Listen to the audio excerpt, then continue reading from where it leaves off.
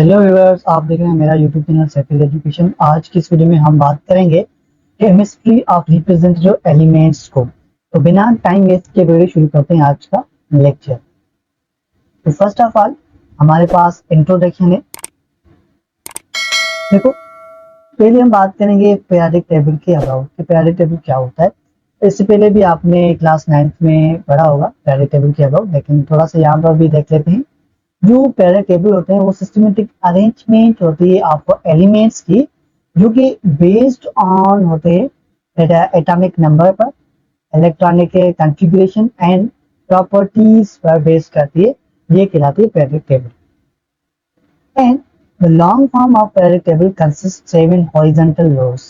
हमें पता है कि पीरियोडिक टेबल में 7 हॉरिजॉन्टल रोज होते हैं जिन्हें हम कहते हैं पीरियड्स, एंड 18 वर्टिकल कॉलम्स होते हैं जिन्हें हम ग्रुप्स कहते हैं।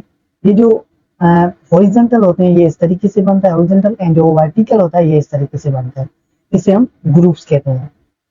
There are 2 types. ग्रुप्स के 2 टाइप्स होते हैं इन पीरियोडिक टेबल में, जिन्हें हम सब ग्रुप ए कहते हैं, जो कि सब ग्रुप ए रेफर करता है एज अ रिप्रेजेंटेटिव एलिमेंट्स को, मेन पॉइंट है। एंड जो सेकंड ग्रुप है सब ग्रुप बी, ठीक है, इन्हें हम कहते हैं ट्रांजिशन एलिमेंट्स। और ट्रांजिशन का मतलब होता है बिटवीन, जो कि बीच में सिचुएट होते हैं, उन्हें हम ट्रांजिशन कहते हैं। The block in periodic table refers to specific sections based on the type of orbitals being filled in valence electrons. And periodic tables में बेलॉक्स डिस्ट्रीब्यूट किए गए हैं। जो वो बेलॉक्स हैं वो वैलेंस इलेक्ट्रॉन्स की बेस पर में सेक्शंस में डिवाइड किया गया है। There are 4 blocks. आपको पता है कि periodic table में 4 बेलॉक्स होते हैं इन मॉडर्न periodic table में, नॉट periodic table, याद रखें। मॉडर्न periodic table में 4 बेलॉक्स होते हैं जिन्हें हम कहते हैं S block, again second P block, and third D block, and last में हमें पता है एफ बेलॉक होता है, ठीक है। लेकिन हम यहाँ पर आज की इस वीडियो में हम एस बेलॉक के अबाउट डिस्कस करेंगे, ठीक, and P D and F को हम अगले लेक्चर्स में डिस्कस करेंगे। The elements of S block are located extreme left side. S block के लिए याद रखें पीरियोडिक टेबल में जो एस बेलॉक होता है वो एक्सट्रीम लेफ्ट साइड होते हैं, ठीक। It consist of group 1A and 2A group पर ये जो एस बेलॉक होता है वो कंसिस्ट होता है। The valence shell of electronic configuration of elements of this block is NS1, ठीक। फॉर अल्कली मेटल्स के लिए जो अल्कली मेटल्स होते हैं तो उसे हम 1A ग्रुप में प्लेस करवाते हैं, एंड 2A ग्रुप्स में हम अल्कलीन अर्थ मेटल को प्लेस करवाते हैं जिनकी इलेक्ट्रॉनिक कॉन्फ़िगरेशन होती है NS2। क्लियर है? Then P block. P block is found on extreme right of the periodic table. ये periodic table के एक्सट्रीम राइट साइड होता है, ठीक। And includes groups 3A to 8A। इसमें 3 से 8 तक ग्रुप जो होते हैं वो इंक्लूडेड होते हैं। Elements being to this block possesses valence shell electronic configuration of NS2 and P1 to NS2 and P6 इसकी इलेक्ट्रॉनिक कन्फिग्रेशन होती है। देखो, 3A ग्रुप की इलेक्ट्रॉनिक कन्फिग्रेशन होती है NS2 to NP1, जबकि 8 ग्रुप की इलेक्ट्रॉनिक कन्फिग्रेशन होती है NS2 to NP6। The D block elements are located in the middle of the periodic table, जबकि डी बेलॉक जो होता है वो पीरियोडिक टेबल के इस मिडिल वाले पार्ट में सिचुएटेड होता है और प्लेस्ड होता है। एंड कवर अप ऑल सब ग्रुप्स बी। सब ग्रुप बी को कवर अप करता है। The general valence electron of configuration of these elements NS2 N-1 D1 to NS2 N-1 तो D10 इसकी इलेक्ट्रॉनिक कन्फिग्रेशन होती है डी बेलॉक की। एंड लास्ट में आता है F Bellak. Elements are located below the main body of periodic table in a series of 14 elements। देखो, जो F बेलॉक होता है वो periodic table के इस horizontal like structure में होता है, एंड इसकी each rows में each series में 14 elements consist होते हैं। Generally known as lanthanides and actinides. हम इसको लैंथेनाइड्स एंड एक्टिनाइड्स कहते हैं। The valence confusion of a pair of elements NS1 to number of this is number, ठीक है, कुछ भी हो सकता है, N-2 F1 to NS1 to N-2, ठीक है, एंड 14 जो एलिमेंट्स को इंडिकेट करा है यहाँ पर। This is the electronic configuration of F block. लेकिन इन वेलोग्स को हम डिटेल में भी देखेंगे, ये तो थोड़ा सा इंट्रोडक्शन है। The position of each elements in particular groups periods block can be identify the electronic configuration. ये मेन पॉइंट है। जो एलिमेंट की पोजीशन है इन पर्टिकुलर ग्रुप्स में, जो कि हमने एक ग्रुप, वन ग्रुप बनाया, दो सेकंड ग्रुप बनाया, थर्ड ग्रुप बनाया, तो इन ग्रुप्स में जो एलिमेंट्स की पर्टिकुलर पोजीशन होती है ये बेस्ड होती है इलेक्ट्रॉनिक कॉन्फ़िगरेशन पे। हम इलेक्ट्रॉनिक कॉन्फ़िगरेशन करके एलिमेंट्स को और ग्रुप को आइडेंटिफाई कर सकते हैं। The principal pointer numbers, you know about principal pointer numbers, इसको हमने class first year chapter atomic structure में स्टडी किया हुआ है। अब the valence electron represent the periods, ठीक है, ये पीरियड्स को रिप्रेजेंट करता है ऑफ एलिमेंट की, while the group of an element is predicated number of electrons, ठीक है। ग्रुप्स किसी भी एलिमेंट्स के ग्रुप को आइडेंटिफाई रिप्रेजेंट प्रेडिकेटेड करेंगे by the number of electrons in the valence chain में।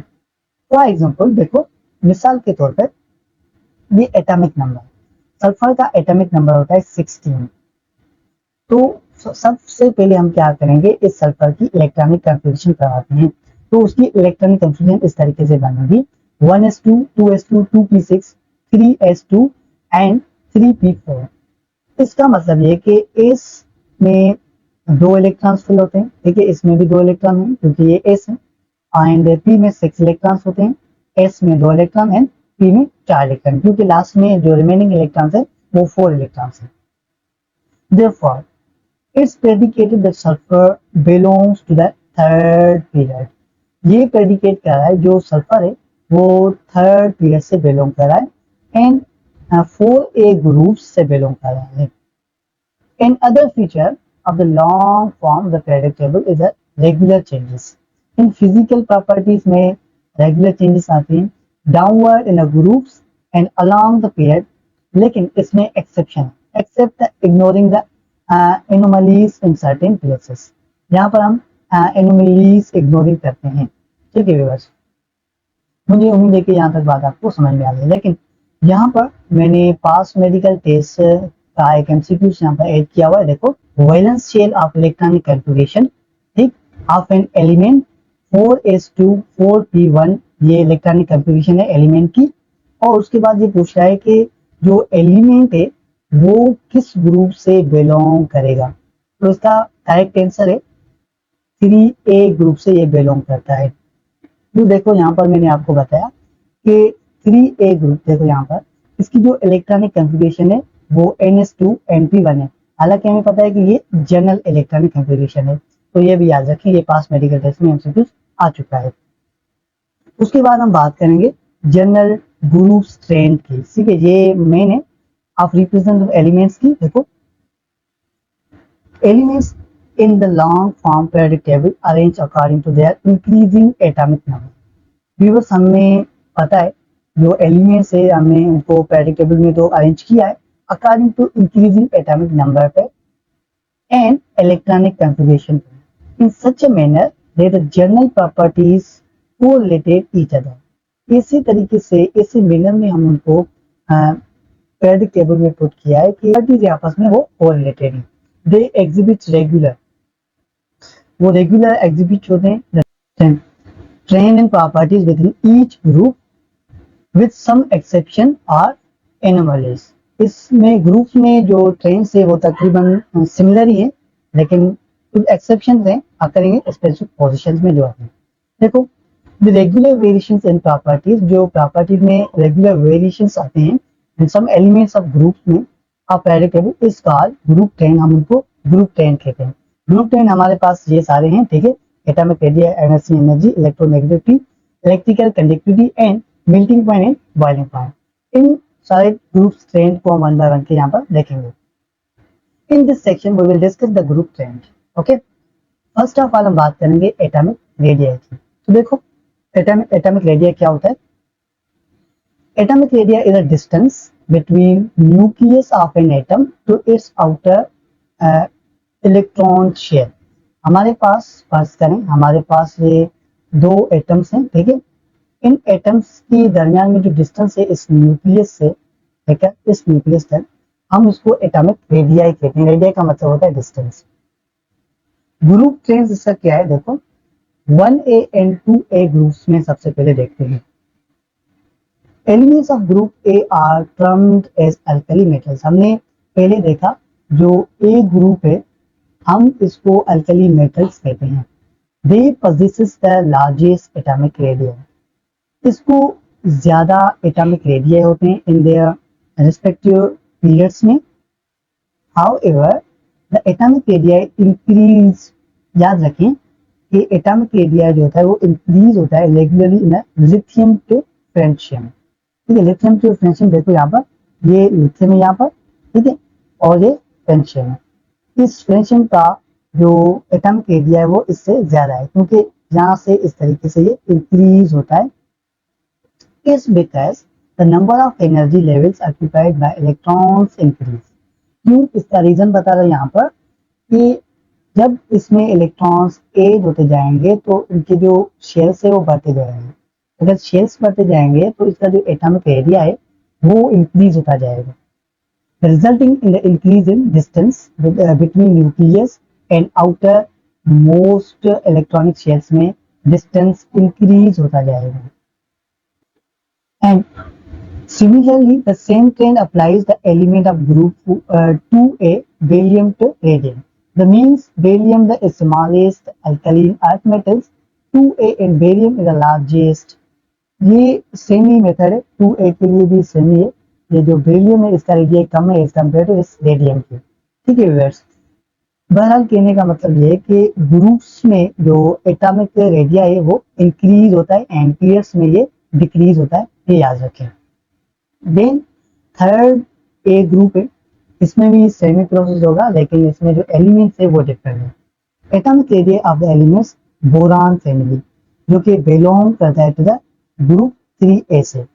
Generally increase down the group, ये down the group increase होती जाते हैं फ्रॉम बोन टू थेलियम तक। However there is an exception, लेकिन यहाँ इस ग्रुप में एक्सेप्शन है, तो trend between aluminium and gallium. The gallium is slightly smaller atomic radii as compared to aluminum.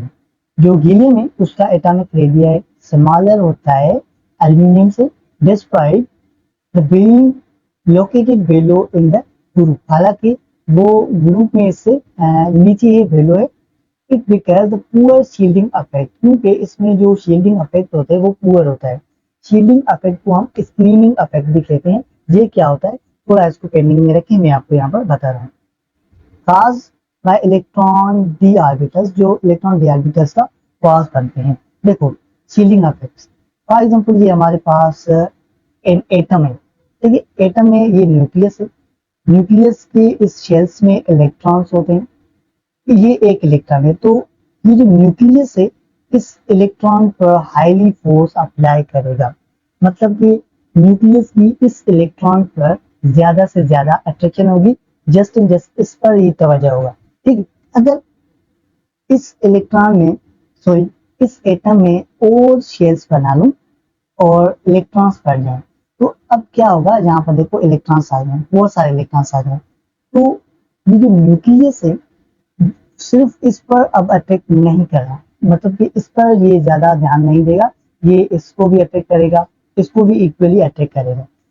कहने का मतलब ये कि इसका जो फोर्स है वो डिस्ट्रीब्यूट हो जाएगा इन तीनों इलेक्ट्रॉन्स में।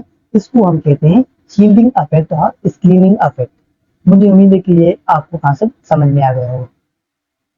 उसके बाद हम बात करेंगे 4A to 8A ग्रुप्स की, लेकिन ये जो टेबल है इसको हम लास्ट में डिस्कस करते हैं, ठीक है। पहले यहाँ पर ध्यान दीजिए थोड़ा सा। The atomic area of elements group to 4A to 8A follow the similar group trend, इसमें भी सिमिलर ग्रुप ट्रेंड होता है, increasing regularly from top to bottom, groups में ये इंक्रीज होता रहता है with in groups. Okay, same reason for this trend is discuss in a group trend in alkali metals, जैसे हमने अल्कली मेटल्स में डिस्कस किया था, वो जो ट्रेंड है दरअसल सेम ही है। देन जहां तक जो एटॉमिक रेडिया ये कंप्लीट हुआ, उसके बाद सेकंड है ट्रेंड आयोनाइजेशन एनर्जी। अब ये क्या होता है, इससे भी आप फेमिलियर होंगे कि एनर्जी नीडेड, जो एनर्जी हमें नीड होती है इलेक्ट्रॉन को न्यूट्रल एटम से रिमूव करने के लिए इन गैसेस फेज में, तो हम उसको आयोनाइजेशन एनर्जी कहते हैं। देखो इसको भी समझते हैं, ये एक एटम है जो कि गैसेस फॉर्म है, ठीक है, this is a gases form है, गैसेस फॉर्म इन स्ट्रक्चर, तो इसकी शेल में एक इलेक्ट्रॉन्स है। अब हम चाहते हैं कि इस इलेक्ट्रॉन्स को बाहर निकालें, तो हम क्या करेंगे, इस इलेक्ट्रॉन को बाहर से एनर्जी प्रोवाइड करेंगे, तो ये इलेक्ट्रॉन्स बाहर इजेक्ट हो जाएगा।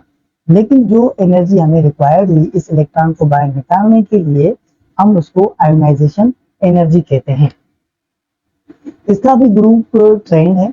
देखो पहले 1A एंड 2A ग्रुप्स की बात करते हैं। Ionization energy of alkali metals, group alkaline earth metals decrease as we move down the group. हम जैसे ही ग्रुप के डाउन में जाएंगे, ठीक है, तो ये जो आयोनाइजेशन एनर्जी है ये डिक्रीज होती है। This is because the outer most electrons, क्यों, क्योंकि जो आउटर मोस्ट इलेक्ट्रॉन्स होते हैं एलिमेंट्स के, लोकेटेड फर्दर अवे, एक दूसरे से ज्यादा अवे होते जाते हैं फ्रॉम द न्यूक्लियस से, is we go the top to bottom, जैसे हम ऊपर से नीचे आते हैं, leaving the weaker attractive force, वहां पर एक अट्रैक्टिव फोर्स क्रिएट होगा between the electrons and nucleus के दरमियान। एज अ रिजल्ट उसका नतीजा ये निकलेगा कि इट अक्वायर्स लेस एनर्जी, इसको कम एनर्जी की जरूरत पड़ेगी to remove the outer shell electrons from the atom, that's why the ionization energy decreases. यही रीजन है कि जो आयोनाइजेशन एनर्जी है वो डिक्रीज हो जाता है। And third A group, the ionization energy trend in group third A elements are irregularities, इस ग्रुप में ये जो आयोनाइजेशन एनर्जी है वो इरेगुलरिटीज रखती है। As we move down the group, जैसे हम ग्रुप्स के डाउन जाएंगे, टू एक्सेप्शंस हाइलाइट्स, यहाँ पर दो एक्सेप्शंस बनेंगे। देखो द फर्स्ट जो गैलियम है हायर आयोनाइजेशन एनर्जी पावर रखता है देन एल्यूमिनियम से। Secondly the thallium exhibits higher ionization energy than indium. These irregularities occurs to insufficient shielding effect of nuclear charge की वजह से होता है। और shielding effect क्या है, ये हमने पहले इसको डिस्कस किया। In gallium, by the 3d electrons in thelium by 4 electrons हो जाएंगे 3A ग्रुप्स में। ये दो एक्सेप्शंस irregularities याद रखें, इन गैलियम की एंड एल्यूमिनियम की एंड STI की, ठीक है। और 4A ग्रुप का ट्रेंड देखें, ionization energy of group 4A element generally decrease, इसका जो आयोनाइजेशन एनर्जी होती है वो डिक्रीज होती है top to bottom in the groups में। However there are irregularities observe, इस ग्रुप में भी इरेगुलरिटीज ऑब्जर्व की गई हैं बिटवीन टिन एंड लीड के दरमियान में। देखो यहाँ पर इसमें एंड इसमें। This is because the both tin and lead had a nearly the same atomic radii. जो tin है and lead है, इसका जो atomic radii है वो nearly same ही है, which is a result lengthened contraction. इसका रिजल्ट बनेगा कि वो lengthened contraction करेगा। Due to this, the attraction between nucleus के दरमियान में जो attraction प्रोड्यूस होगा, outer electrons become stronger. जो आउटर इलेक्ट्रॉन्स है वो स्ट्रॉन्गर होंगे and requires more energy to remove these electrons. And उस इलेक्ट्रॉन्स को देखो, ये जो बाहर वाला इलेक्ट्रॉन्स है, इस इलेक्ट्रॉन्स को बाहर निकालने में हमें डिफिकल्टी होगी, ज्यादा एनर्जी की जरूरत होगी, नीड होगी। ओके, देन और ग्रुप्स हैं 4A 6A 7A and up to 8A groups. इनका आयोनाइजेशन एनर्जी देखते हैं। Ionization energy remaining groups represent two elements, ठीक है, ये जो हमने देखे इसको फॉलोस रेगुलर पैटर्न, ये रेगुलर पैटर्न को फॉलोस करते हैं। It decrease progressively from top to bottom, ये ग्रुप्स में डिक्रीज होते हैं, ठीक है। इस एटॉमिक रेडिया इंक्रीज, और इसका जो एटॉमिक रेडिया है वो इंक्रीज होता है, ठीक, ये आप टेबल में आप देख सकते हैं इसको, क्लियर है इतना। तो आगे बढ़ते हैं। उसके बाद हमारे पास दूसरा ट्रेंड है इलेक्ट्रोनेगेटिविटी, ठीक। ये क्या होता है, देखो, it's a major of tendency of an atom to attracts the share pair of electrons. देखो, ये शेयर पेयर ऑफ इलेक्ट्रॉन्स को अपनी तरफ अट्रैक्ट करता है towards itself when it's involved in covalent bond, जब वो कोवैलेंट बॉन्ड में होते हैं। देखो, हमारे पास ए एटम है एंड बी एटम है, तो क्या हो कि इन दोनों इलेक्ट्रॉन्स ने इन दोनों एटम्स ने इलेक्ट्रॉन्स को शेयर किया। अब इन दोनों में से जो ज्यादा ताकतवर है, ज्यादा हाईली पावरफुल है, वो इलेक्ट्रॉन्स को अपनी तरफ अटैक करेगा। इसका मतलब ये होगा।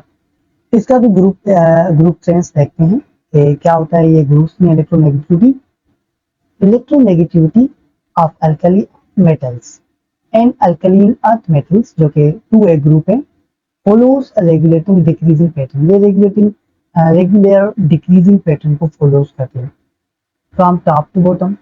This trend can explain by the regular increase in atomic radius as we move down the groups, ठीक है। जैसे हम ग्रुप्स में डाउन जाएंगे तो ये रेगुलर इंक्रीजिंग एटॉमिक रेडियस को एक्सप्लेन करता है। The larger atomic radius size results in the decreasing tendency of atom attract the shared pair of electron towards itself। अगर एटम की साइज ज्यादा होगी, लार्जर होगी, तो जो टेंडेंसी है वो डिक्रीजिंग हो जाएगी। अब atom attract the share pair of electron towards self. Okay, ये ट्रेंड है 1A एंड 2A ग्रुप्स की। उसके बाद थर्ड ए ग्रुप है, the electronegativity of group third elements initially decrease, ये पहले इनिशियली डिक्रीज होता है।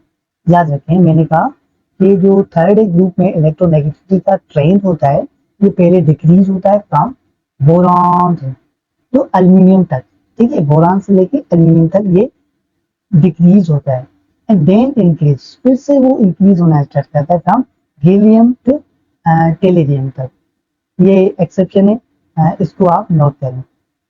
This irregular increase electronegativity can attributed to poor shielding, ये poor shielding effect को attributed करते हैं of electrons and d orbitals में and f orbitals respectively।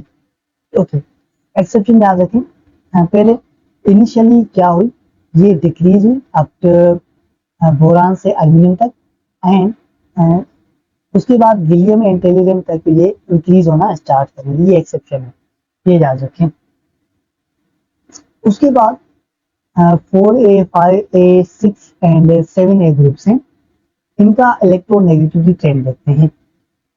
ये डिक्रीज होती है इन ग्रुप्स में regularly from top to bottom, इसमें कोई भी एक्सेप्शन नहीं है।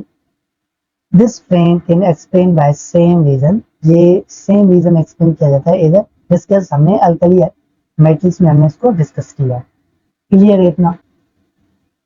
और ये याद रखें, जो फ्लोरीन की इलेक्ट्रोनेगेटिविटी वो 4.0 होता है, जो सबसे ज्यादा होता है। देखो यहाँ पर हाइड्रोजन से फ्लोरीन की इलेक्ट्रोनेगेटिविटी हाईएस्ट है, तो इसीलिए इस फ्लोरीन पर नेगेटिव साइन अपीयर होता है एंड इस हाइड्रोजन पर पॉजिटिव साइन अपीयर हुआ। जब भी एलिमेंट के ऊपर नेगेटिव साइन हो तो आप समझ जाए कि इसकी जो इलेक्ट्रोनेगेटिविटी है वो हाई है एज कम्पेयर टू दूसरे एलिमेंट से। आगे बढ़ते हैं। इलेक्ट्रिकल कंडक्टिविटी, ये क्या होता है, देखो, electrical conductivity is measurement of materials capability to conduct electric current, ये मटेरियल्स की मेजरमेंट की कैपेबिलिटी होती है जो अपने आप से इलेक्ट्रिक करंट को पास करने की इजाजत देती है। हमारे पास एक आयरन है, ठीक है, इस आयरन में से इलेक्ट्रिक करंट पास हो जाएगा, और दूसरी साइड हमारे पास वुड है, ठीक है, वुड में से कभी भी इलेक्ट्रॉन्स और करंट पास नहीं होता। It measures how easily electric charge such as electrons can flow through the substance। ये दरअसल एक मेजरमेंट है, एक मेथड है कि इलेक्ट्रॉन्स कितना इजीली इस सब्सटेंस से पास हो जाते हैं। Materials with high electrical conductivity allows electric current, वो इलेक्ट्रिक करंट को अलोज करते to pass through them easily. ऐसे मटेरियल्स जिनकी इलेक्ट्रिकल कंडक्टिविटी हाई होती है वो इलेक्ट्रिक करंट को इजीली पास करने की इजाजत देते हैं। वाइल दूसरी जानब अगर हम देखें तो materials with have low electrical conductivity वो हिंडर करते हैं, रेजिस्ट करते हैं। हिंडर का मतलब है वो उसे रेजिस्ट करते हैं, वो इलेक्ट्रिकल करंट को पास नहीं होने देते, इलेक्ट्रिकल चार्जेस को पास फ्लो करने की इजाजत नहीं देते या फिर उसको हिंडर करते हैं, रेजिस्ट करते हैं।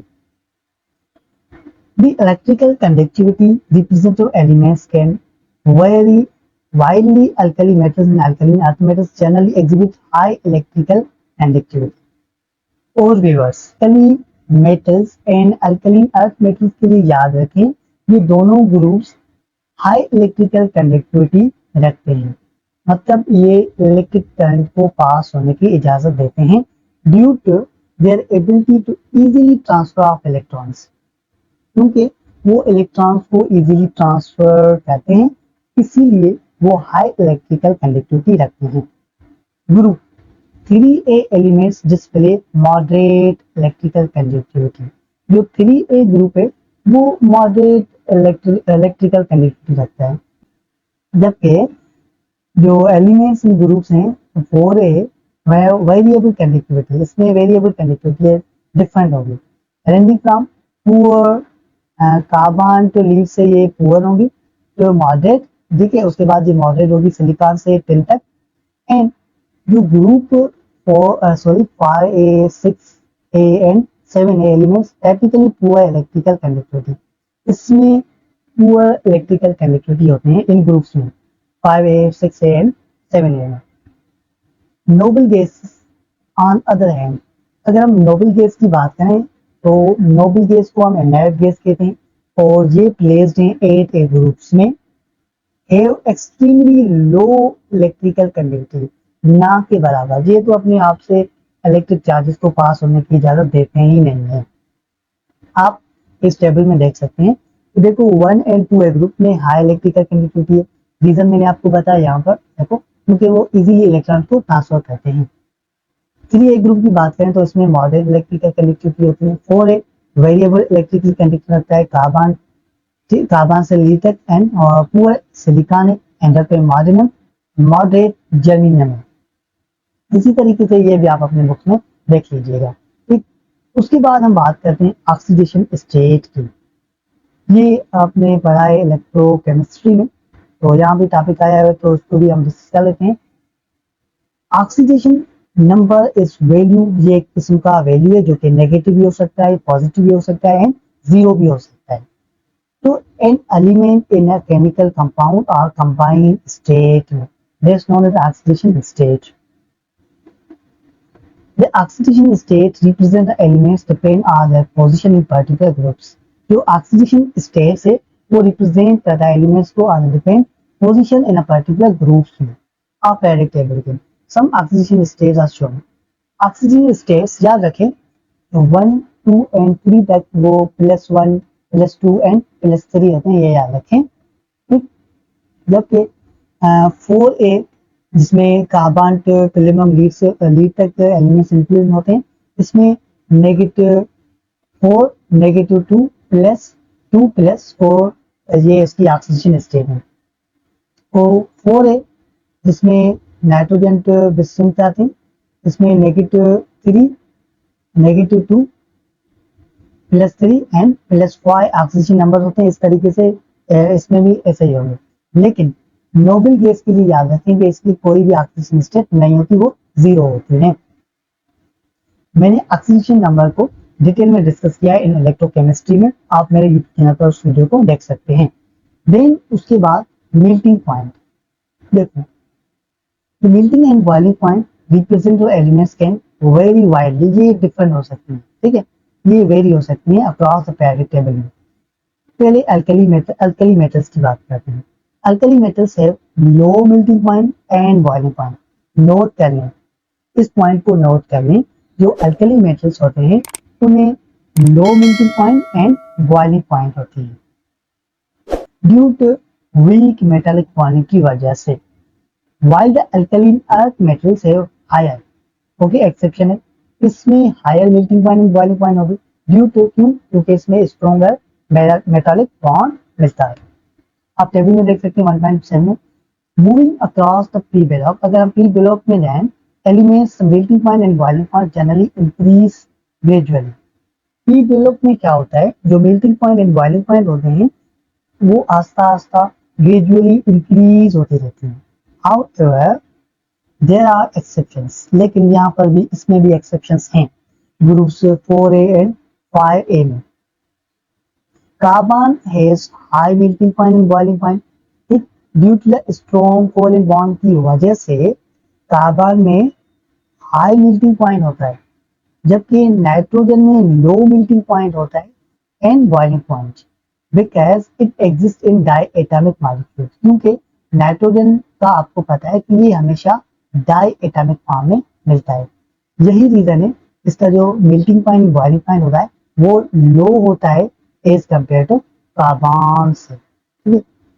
हालांकि आप अगर देखें एलिमेंट्स को तो कार्बन इसके ऊपर होता है नाइट्रोजन के। With weak intermolecular forces halogen have low melting point, halogen को low melting point and boiling points होती हैं। ये जो मैं आपको पॉइंट्स बता रहा हूँ ये एमडीके के लिए बहुत इंपॉर्टेंट है, नोट कर लें। Due to the weak intermolecular forces, इनकी रीजन याद रखिए और ये भी याद रखिए कि किनकी melting point boiling point high होती है और किनकी लो होती है। बात करते हैं नोबेल गैस की, तो इसकी जो मेल्टिंग पॉइंट बॉइलिंग पॉइंट होती है वो एक्सट्रीमली लो होती है, लो नहीं होती है लेकिन वो एक्सट्रीमली लो होती है due to the weak interatomic force की वजह से। बस इसमें बॉन्ड की वजह से ये लो एंड हाई होती है। जिनका बॉन्ड ज्यादा हाई होगा मतलब हाईली स्ट्रॉन्ग होगा तो उसकी मेल्टिंग एंड बॉइलिंग पॉइंट भी हाईली होगी, एंड जिसका बॉन्ड लो होगा तो उसकी मेल्टिंग एंड बॉइलिंग पॉइंट भी लो होगी। Melting and boiling points represent elements reflect different bonding types, ठीक है, ये बॉन्डिंग पर डिपेंड करते हैं एंड इंटरमॉलिक्यूलर फोर्स पर with in each group resulting, इसका रिजल्टिंग क्या निकलेगा, इन wide range of physical properties पर जो अफेक्ट करते हैं। यहाँ तक हमने ग्रुप स्ट्रेंथ को डिस्कस कर लिया, ठीक है।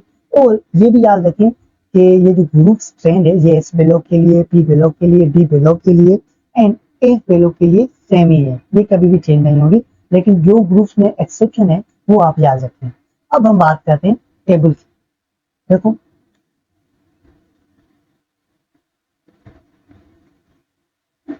ओके पहले हमने बात की एटॉमिक रेडिया की। एटॉमिक रेडिया जो है वो ग्रुप्स में इंक्रीज होता है एंड पीरियड्स में वो डिक्रीज होगा, ये याद रखें। दूसरा हमने बात की आयनाइजेशन एनर्जी की, तो ये ग्रुप्स में जो है वो डिक्रीज होती है एंड वो पीरियड्स में इंक्रीज होगी। देन इलेक्ट्रोनेगेटिविटी, ये ग्रुप्स में डिक्रीज होती है एंड पीरियड्स में इंक्रीज होती है, लेकिन जो इलेक्ट्रिकल कंडक्टिविटी है एंड मेल्टिंग पॉइंट है ये डिफरेंट होती है ग्रुप्स में एंड पीरियड्स में, और ये हमने इसको डिटेल में भी देखा, ठीक है व्यूअर्स। देन टॉपिक है हमारे पास यूनिक बिहेवियर ऑफ बेरिलियम, जो कि ग्रुप 2A से बिलोंग कर रहा है, ठीक है। बेरिलियम के अबाउट थोड़ा बिहेवियर के बारे में देखेंगे। देखो beryllium differs markedly from its other members, जो बेरिलियम है ये दूसरे मेंबर से डिफरेंट है because its similar atomic radii, क्यों, क्योंकि जो इसका रेडिया है वो सिमिलर है एंड हाई इलेक्ट्रोनेगेटिविटी रखता है। ये एमसीक्यूज है कि बेरिलियम का जो इलेक्ट्रोनेगेटिविटी होता है वो वेरी हाई होता है as compare to other members से। Some unique characteristics shown by beryllium in comparison to other elements group 2A are given as। कुछ कैरेक्टरिस्टिक्स होते हैं बेरिलियम के जो दूसरे ग्रुप के मेंबर से डिफरेंट है उसकी कंपेयर में। देखो beryllium is harder, beryllium harder है, बहुत ज्यादा सख्त होता है एंड मोर रिजिड, रिजिड का मतलब ही सख्त ही होता है, ये रिजिड हो गया। Then other members of group 2A members से beryllium relatively low density, beryllium को लो डेंसिटी होता है एंड हाई मेल्टिंग पॉइंट होता है। ये हमने पहले देखा कि 2A ग्रुप का जो मेल्टिंग पॉइंट होता है वो हाई होता है as compare to other group से, ठीक है। लेकिन बेरिलियम का जो मेल्टिंग पॉइंट है वो इन ग्रुप्स के मेंबर से भी ज्यादा है, हाई होता है। Beryllium exhibits chemical stability due to the formation of protective oxide layer. Oxide layer बनाने की वजह से बेरिलियम एग्जिबिट करता है, शो करता है स्टेबिलिटी को on its surface, which prevents further oxidation and corrosion. Beryllium ज्यादा ऑक्सीडेशन एंड कोरोशन को प्रिवेंट करता है, रोकता है। Beryllium has tendency to form covalent bond. Beryllium को टेंडेंसी है कि वो कोवेलेंट बॉन्ड बना सकती है विद अदर एलिमेंट्स के साथ, due to the smaller atomic size की वजह से। ये यूनिक बिहेवियर्स हैं बेरिलियम्स के। वाई, जबकि अदर्स मेंबर्स जो हैं, जो ग्रुप ए से बिलोंग करते हैं, वो आयोनिक बॉन्ड बनाते हैं, लेकिन ओनली बेरिलियम ही है जो कोवेलेंट बॉन्ड फॉर्म करते हैं। यहाँ पर हमने अभी भी देखा इसको, अभी मिल नहीं रहा, और देखो यहाँ पर देखो कोवेलेंट बॉन्ड बना रहा है, ठीक है, जबकि आयोनिक बॉन्ड दूसरे मेंबर्स बनाते हैं, हालांकि ये इस 2A ग्रुप से बिलोंग करते हैं। तो व्यूअर्स, ये हमने यूनिक बिहेवियर ऑफ बेरिलियम को देखा। ठीक, अब हम असल टॉपिक पे आते हैं, रिएक्शंस ऑफ रिप्रेजेंटेटिव एलिमेंट्स, जो कि एस ब्लॉक एलिमेंट्स है। जितने भी हमने इससे ऊपर हमने फ्रेंड्स की बात की, इलेक्ट्रोनेगेटिविटी की बात की, मेल्टिंग एंड बॉइलिंग पॉइंट की बात की, या फिर एटॉमिक रेडिया की बात की, तो वो मैंने आपको पहले भी बताया कि ये एस ब्लॉक के लिए, पी ब्लॉक के लिए, डी ब्लॉक के लिए एंड पी एफ ब्लॉक के लिए ये सेम ही होते हैं, इसमें कोई भी चेंज नहीं होता। ठीक, लेकिन अब हम एस ब्लॉक के रिएक्शंस को देखेंगे, उनकी केमिकल प्रॉपर्टीज को देखेंगे एंड उसके कुछ कंपाउंड्स हैं उन्हें भी डिस्कस करेंगे। तो देखो, अल्कली मेटल्स जो कि ग्रुप ए से बिलोंग करता है, दरअसल ग्रुप ए को हम अल्कली मेटल कहते हैं, एंड अल्कलीन अर्थ मेटल जो कि 2A ग्रुप है, are highly reactive because they can easily loss their electrons. ठीक, पहले भी इसके अबाउट हमने बात की थी कि जो अल्कलीन अर्थ मेटल्स हैं ये अपने आप से इलेक्ट्रॉन्स को इजीली लॉस कराते हैं, ठीक, due to the low ionization energy. ठीक है, आयोनाइजेशन एनर्जी जो होती है इनकी लो होता है। सम कॉमन रिएक्शंस होते हैं, ठीक है, इन दोनों की कॉमन रिएक्शंस हैं। विद, पहला रिएक्शन है विद ऑक्सीजन के साथ, ठीक है, ये मेन पैराग्राफ है, इससे पास मेडिकल टेस्ट में एमसीक्यू पूछा गया है, तो यहाँ पर ध्यान दीजिएगा। Alkali metals rapidly react with oxygen. देखो, जो अल्कली मेटल्स हैं जो को 1A ग्रुप से बिलोंग कर रहे हैं, वो रैपिडली रिएक्ट करते हैं ऑक्सीजन के साथ टू प्रोड्यूस ऑक्साइड, और वो ऑक्साइड्स बनाते हैं। Lithium forms normal oxide. जो लिथियम है वो नॉर्मल ऑक्साइड को बनाता है। ऑक्सीजन स्टेट इसकी होती है -2। सोडियम फॉर्म्स पर ऑक्साइड। जो सोडियम होता है वो परऑक्साइड बनाता है, इसकी ऑक्सीजन स्टेट होती है -1। इन एक्सिस एयर में, एक्सिस एयर में देखो, एक बार फिर से देखो, एक्सिस एयर में जो सोडियम है वो परऑक्साइड बनाता है, वाइल द रेस्ट ऑफ जो एलिमेंट्स हैं इस ग्रुप के वो सुपर ऑक्साइड बनाते हैं, और उसकी ऑक्सीडेशन होती है -। ये मेन पॉइंट है। पास में एमसीक्यूज क्या आया था, ये वाला लिथियम का मेडिकल टेस्ट में, पास मेडिकल टेस्ट में एमसीक्यू ये था कि अगर लिथियम ऑक्सीजन से रिएक्ट करेगा तो वो नॉर्मल ऑक्साइड बनाती है, या पर ऑक्साइड बनाती है, या फिर सुपर ऑक्साइड बनाती है। तो उसका करेक्ट आंसर है वो नॉर्मल ऑक्साइड को प्रोड्यूस करता है। ये पास मेडिकल टेस्ट में एमसीक्यू पूछा गया है, तो नोट कर लेंगे। जो सोडियम है वो ऑक्सीजन से रिएक्ट करके सुपर ऑक्साइड बनाता है, ये दोनों एक्सेप्शन है यहाँ पर। लेकिन जो रेस्ट ऑफ एलिमेंट्स है, पोटेशियम, लिबिडियम, सीजियम, वो सुपर ऑक्साइड बनाते हैं, देखो इस तरीके से। और इसकी मैंने आपको ऑक्सीडेशन बताई कि हाफ नेगेटिव, ठीक है, नेगेटिव हाफ इसकी ऑक्सीडेशन स्टेट होती है। क्लियर है इतना? This reaction of alkaline earth metals with oxygen, और उसके बाद अल्कलीन अर्थ मेटल का रिएक्शन है ऑक्सीजन के साथ takes place at high temperature. ये ज्यादा से ज्यादा टेम्परेचर पर होता है। However, on oxidation, beryllium, magnesium, calcium form normal oxides. जब ऑक्सीडेशन होती है तो उसमें जो बेरिलियम है, मैग्नीशियम है, कैल्शियम है, वो नॉर्मल ऑक्साइड्स बनाते हैं, while strontium and barium form पर ऑक्साइड्स। ठीक है, ये एक्सेप्शन याद रखें। दूसरा रिएक्शन है पानी के साथ, with reaction with water. Alkali metals react with water, जो अल्कली मेटल्स हैं वो पानी से रिएक्ट करते हैं और वो मेटल हाइड्रोक्साइड बनाते हैं। याद रखें, वो मेटल हाइड्रोक्साइड बनाएंगे with liberation of hydrogen gas. ये याद रखें, तो वो जब पानी के साथ अल्कली अर्थ मेटल्स रिएक्ट करते हैं तो वो हाइड्रोजन को लिबरेट करते हैं, हाइड्रोजन को रिलीज करते हैं। Intensity of reaction increase from lithium to caesium until the violent reaction is observed often accompanied by explosion when the cesium put into the water। देखो कह रहा है कि लिथियम से सीजियम तक जो रिएक्शन की इंटेंसिटी है वो इंक्रीज होती है, बढ़ती है, लेकिन एक्सप्लोशन सीजियम से ऑब्जर्व किया गया जब सीजियम को हमने पानी में पुट किया। एंड ये जो एक जनरल मैकेनिज्म है, एंड एम इनमें से कुछ भी एलिमेंट्स हो सकते हैं, लिथियम, सोडियम, पोटेशियम, लिथियम और caesium. Among alkaline earth metals, beryllium doesn't react with cold or steam। जी, अल्कलीन अर्थ मेटल से एक ऐसा एलिमेंट है जो बेरिलियम है। बेरिलियम कभी भी कोल्ड और स्टेम से रिएक्ट नहीं करता, ये एक्सेप्शन है, इन्हें याद रखें। But magnesium reacts with steam, जो मैग्नीशियम है ये स्टेम से रिएक्ट करता है।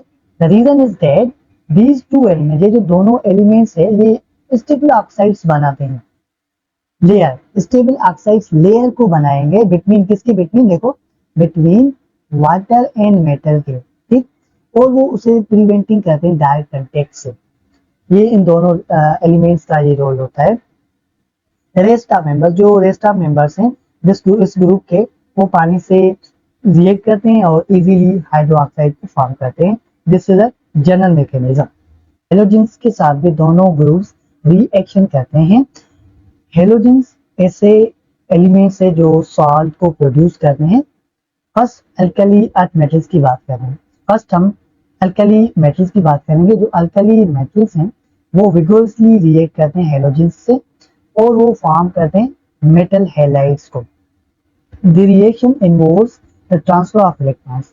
इस रिएक्शन में क्या होता है, इलेक्ट्रॉन्स ट्रांसफर होते हैं फ्रॉम अल्कली मेटल से हेलोजन की तरफ। ये याद रखें। देखो फॉर एग्जाम्पल इसमें कोई भी अल्कली मेटल्स हैं, ठीक है, इनमें से lithium, sodium, potassium, lithium and caesium, कोई भी एलिमेंट है जो हेलोजन से रिएक्ट करेगा तो इससे क्या होगा कि इलेक्ट्रॉन ट्रांसफर होगा हेलोजन की तरफ एंड मेटल हैलाइड्स फॉर्म्ड हो रहे हैं। Alkaline earth metals also react with halogens, ये भी हेलोजेंस के साथ रिएक्ट करते हैं, अल्दो तो लेजर एक्सटेंट, जबकि ये जो होते हैं वो लेस अमाउंट में होते हैं, लेजर एक्सटेंट में होते हैं when compare with alkali metals की कंपेयर में। ठीक है व्यूअर्स, मुझे उम्मीद है कि यहाँ तक बात आपको समझ में आ रही होगी। और भी रिएक्शंस हैं, ठीक है, विद नाइट्रोजन, नाइट्रोजन के साथ क्या रिएक्शंस होता है इन दोनों का देखते हैं। Nitrides formed when both alkali metals and alkaline earth metals react with nitrogen. ठीक है, नाइट्राइड्स तब बनेगी जब दोनों groups 1A and 2A groups आपस में नाइट्रोजन के साथ रिएक्ट करेंगे तो नाइट्राइड्स को बनाते हैं।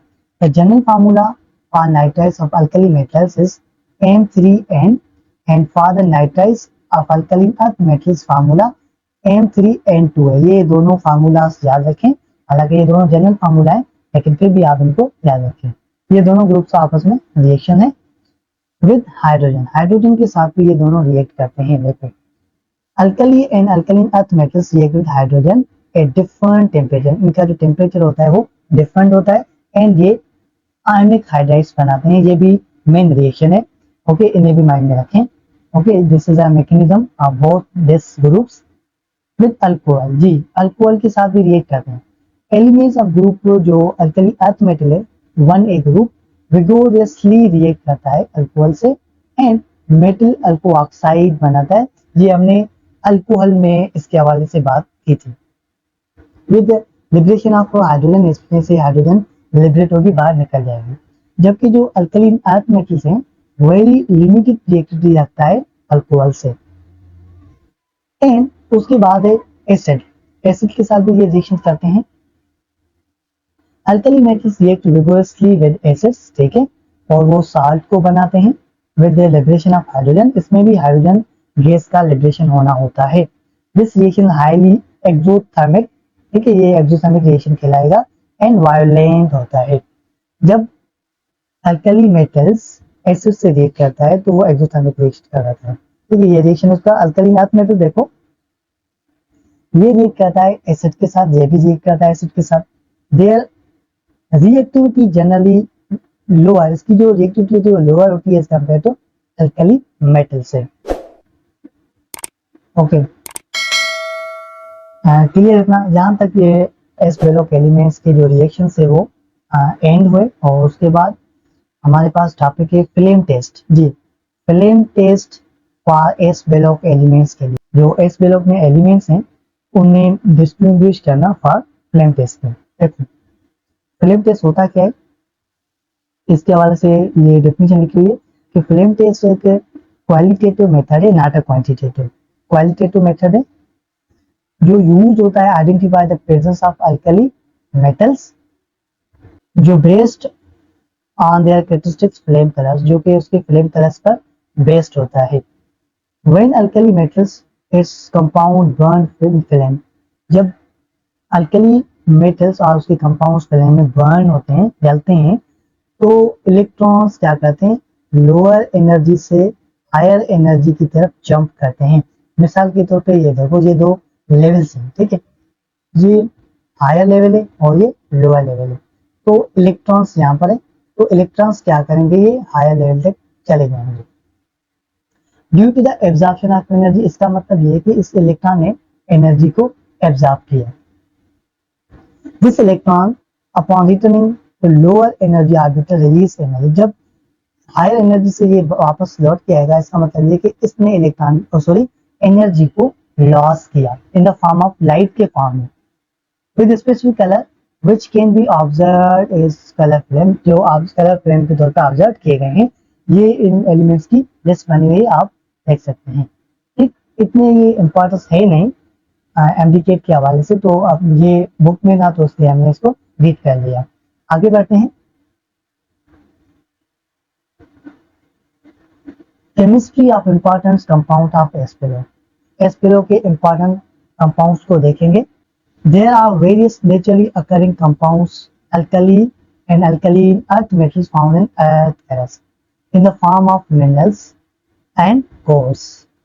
Viewers, वैसे तो बहुत सारे कंपाउंड्स नेचरिंग फॉर्म में मिलते हैं ऑन अर्थ क्रस्ट में, जो कि मिनरल्स एंड ओर्स के फॉर्म में होते हैं, लेकिन उसके बावजूद भी साइंटिस्ट ने एस्पेलो एलिमेंट्स के जो कंपाउंड्स है वो सिंथेसाइज किए इंडस्ट्रीज में, सच है जैसे कि caustic soda, soda ash, bleaching powder. ये ऐसे कंपाउंड्स हैं जो हम इंडस्ट्रीज में प्रिपेयर करते हैं, सिंथेसाइज करते हैं। वन बाय वन करके इनको देखते हैं। सोडियम हाइड्रोक्साइड NaOH इसका फार्मूला है और हम इसको कास्टिक सोडा भी कहते हैं। और ये पास मेडिकल टेस्ट में एमसीक्यूज इसके हवाले से पूछा गया है, तो उसको भी नोट करें। और जितने भी इस टॉपिक में हम डिस्कस करेंगे उन टॉपिक्स में आप मेन पॉइंट को इंडिकेट करेंगे और अपनी नोटबुक में लिखेंगे। देखो, sodium hydroxide highly versatile compound है, मतलब कि ये फ्लेक्सिबल कंपाउंड है। वाइडली जो यूज होता है इनका वो केमिकल कंपाउंड्स में होता है। इस commonly known is caustic soda, same point है जो कि मैंने आपको अभी भी बताया कि इसे हम कॉमनली कास्टिक सोडा कहते हैं। Due to its ability to cast burns, क्योंकि ये बर्न करता है एंड डैमेज करता है टिश्यूज को severely. Caustic soda manufactured by electrolytic process, ठीक है, ये मेन पॉइंट है कि कास्टिक सोडा को इलेक्ट्रोलाइटिक प्रोसेस से मैन्युफैक्चर करवाते हैं। अब ये प्रोसेस क्या होता है, इस प्रोसेस को हमने इलेक्ट्रोकेमिस्ट्री में डिटेल में डिस्कस किया है। स्पेशली डिजाइन सेल, इसके लिए एक सेल इस्तेमाल किया जाता है जिसका नाम है केसनर केनल सेल, और ये भी पास मेडिकल टेस्ट में पूछा गया है। द सेल कंसिस्ट, अब हम इस केसनर सेल की स्ट्रक्चर को देखेंगे। The cell consist upper part, जो उसका अपर पार्ट होता है वो रेक्टेंगुलर वेजल में होता है एंड उसका जो लोअर पार्ट होता है वो पाइप लाइक पोर्शन में होगा। इन अपर पार्ट में, जो इसकी अपर पार्ट होता है उसमें टाइटेनियम बेलॉक्स लगे होते हैं जो कि सबमर्ज्ड होने एक्टिव सॉल्यूशन, और वो एक्यूज सॉल्यूशन में भरा पड़ा होता है। कौन सी एक्यूज सॉल्यूशन?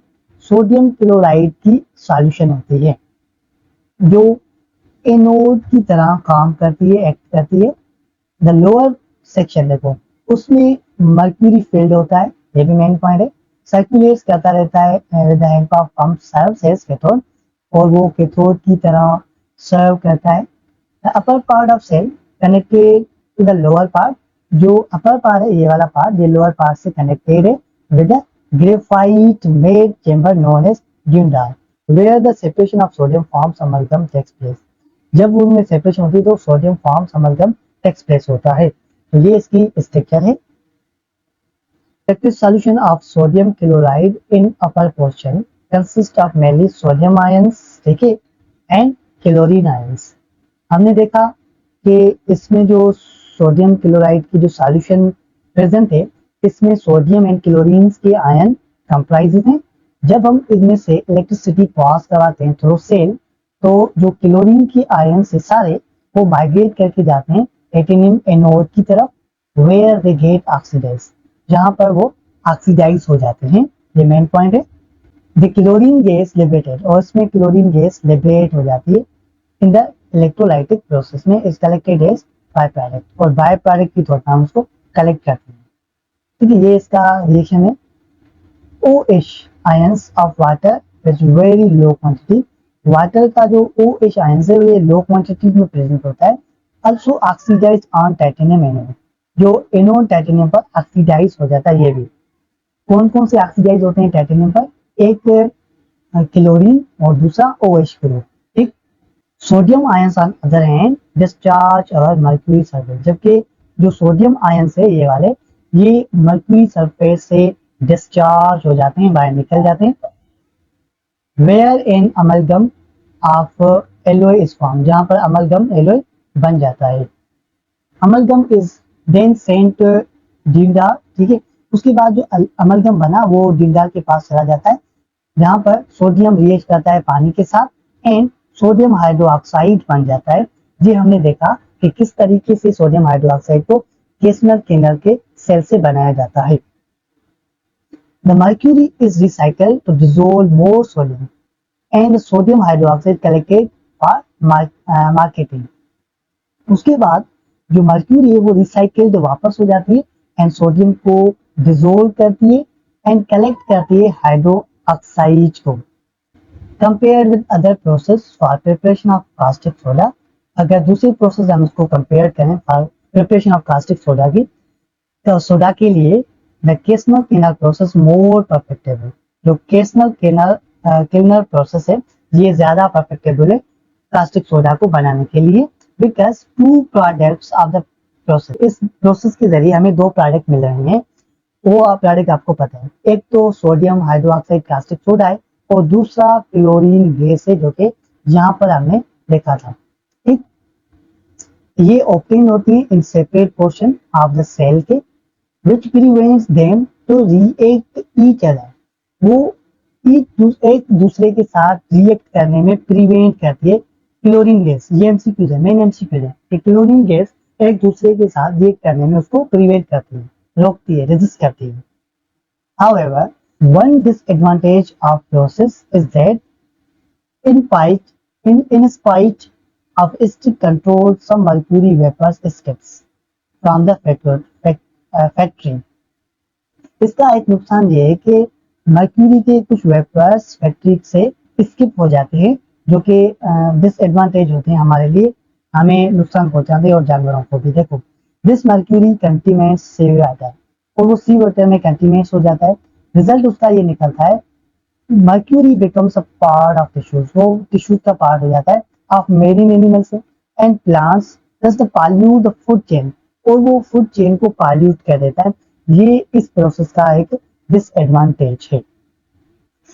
फिजिकल प्रॉपर्टीज, उसके बाद कास्टिक सोडा की फिजिकल प्रॉपर्टीज है, जैसे कि स्टेट, पहले हम स्टेट की बात करेंगे, तो ये सॉलिड फॉर्म में होता है एक रूम टेम्परेचर पर, typically appearing a white pellets place and granules, granules की फॉर्म में व्हाइट पेलेट्स एंड प्लेस की फॉर्म में होता है। ठीक, ऑर्डर, ये ऑर्डरलेस होता है, इसकी कोई भी ऑर्डर नहीं होती।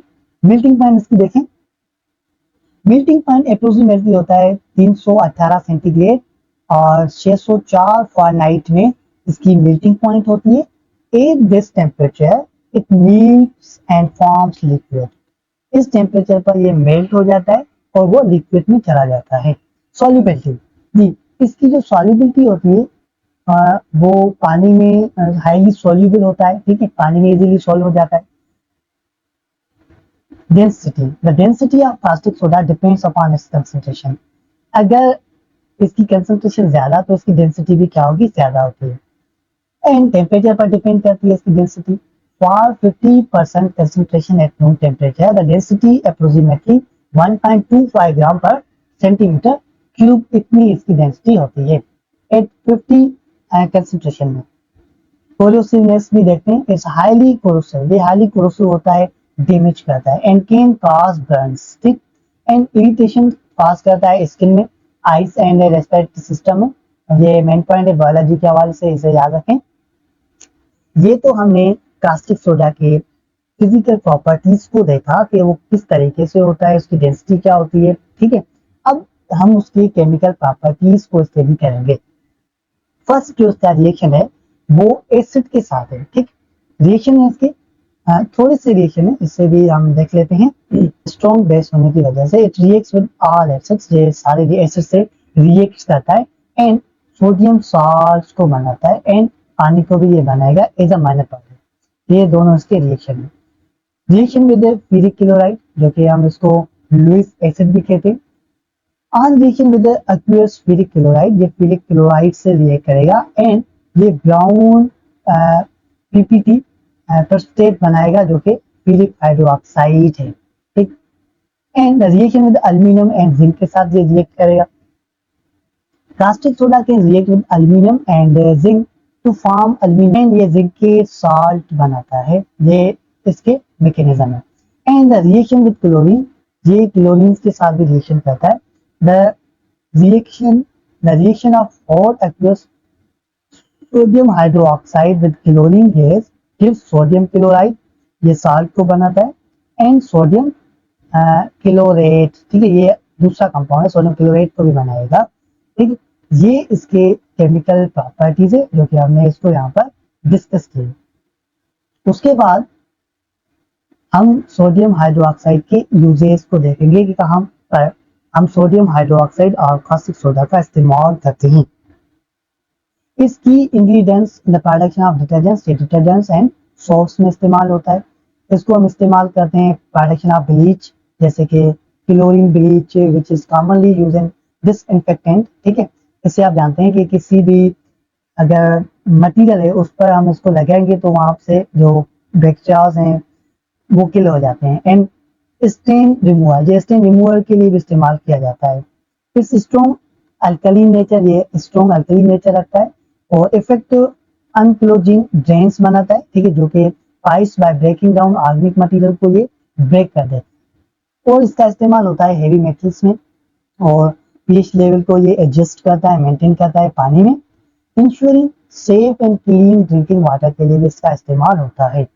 और हम इसको फूड प्रिजर्वेटिव में भी इस्तेमाल करते हैं, प्रिवेंट बैक्टीरिया से प्रिवेंट करने के लिए and mould growth and enhancing it's shelf life of certain food products की इनहांस शेल्फ करवाते हैं, इसको इसमें हम इस्तेमाल करते हैं। और भी इसके इस्तेमाल हैं, देखो इस यूटिलाइज इन कैनिंग प्रोसेस, ये एक प्रोसेस है canning process, to remove the outer skin fruits, outer skin जो होती है फ्रूट्स की उसे रिमूव करते हैं and vegetables ensuring the food safety and quality के लिए। लास्ट इसका इस्तेमाल है, ये प्ले रोल करता है इन पेपर मेकिंग इंडस्ट्री में, where it is use for pulping food, pulping food fibre के लिए इस्तेमाल किए जाते हैं एंड पेपर रिसाइकलिंग प्रोसेस में भी इसका इस्तेमाल होता है। ये पहला कंपाउंड है एस्पेलॉग का। दूसरा कंपाउंड है ब्लीचिंग पाउडर, ठीक है, ये इसका फार्मूला है। जी जी, bleaching powder also known as calcium hypochlorite, ये इसका दूसरा नेम है calcium hypochlorite. It's chemical compounds widely use as bleaching agent and disinfectant में इसका इस्तेमाल होता है। कमर्शियली अगर इंडस्ट्री लेवल पर हम इसको देखें तो इट्स प्रिपेयर्ड बाय एसिनक्लेवर प्रोसेस से इसको प्रिपेयर किया जाता है। ठीक है, आप फिगर में इसको देख सकते हैं। Dry slaked lime is feed into Hasenclever में हम उसको फीड करते हैं plant from the most upper cylindrical form. The slaked lime is smooth powered by revolving the blades और रोटेटिंग शेफ्ट। जो स्लेक्ट लाइम है वो मूव करेगा फॉरवर्ड एंड रिवॉल्विंग करेगा ब्लेड्स को। ठीक है, एंड शेफ्ट जो है वो रोटेटिंग करेंगे। Chlorine gas is pass from lower cylinder, इसके लोअर सिलेंडर से हमें क्लोरीन को पास कराना होता है, which rises up to upper cylinder, जो कि अपर सिलेंडर में राइजेस होती है एंड रिएक्ट करती है सिलेक्ट लाइन से एंड ब्लीचिंग पाउडर को बनाते हैं। ये इसका थोड़ा सा प्रोसेस है कि किस तरीके से ब्लीचिंग पाउडर को हम प्रिपेयर करवाते हैं। ठीक है, ये इसका रिएक्शन है। ओके, क्लोरीन इसके रिएक्ट कराएंगे और bleaching powder is prepared and water इसमें रिलीज होगा। Okay, physical properties of bleaching powder, इसकी फिजिकल प्रॉपर्टी देखें। Bleaching powder dirty white appearance होता है।